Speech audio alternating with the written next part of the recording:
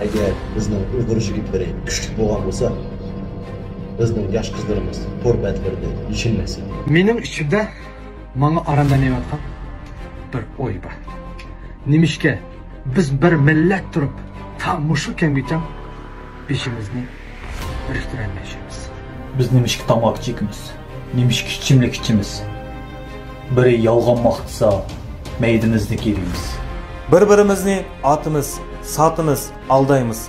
Öz qarindoshlarimizni kamsitqinimizga maqtanib yuramiz. Elimizda yurgan, zonglik qilib bilgan qalandalarni nima o'y bor ekanligini kim bilgan? Bo'sh kalomlarni yig'ib, bir-biringlarni qarindoshlar hurmatlanglar. Ümit üzmey, öz yolunlara çıkaranlar.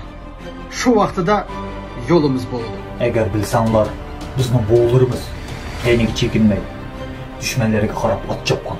Avlodlari ushoqlashib, bozorlarda suv sotgan. Harnomusni emas, aqchini o'ylab foyda topgan. Haqiqatdan biz ulug' Baturning avlodi. Biroq bugungi kunda bizning Baturlarimiz tunjiqib yotdi. İmanımız acizlanib ketdi. Ba'zilar bo'lsa nafsini tutolmay buzilib ketdi. Buningga kim sababkor? Hamga o'zimiz sababkor. Xafa bo'lsanglar o'z ixtiyoring.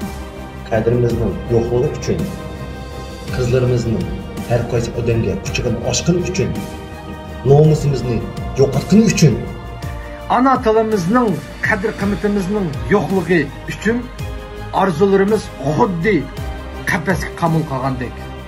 Qafasga qamab qo'yganimiz uchun o'zimiz sababkor. O'ylanayli yigitlar, bo'rilar bo'linmaydi. Bo'linganni bo'ri yeydi. Birlashaylik, ön bo'laylik. Sababi biz ulug' Uyg'urlarning avlodi. Uyg'urlarning billa bo'lgani bir-biriga yarashadi.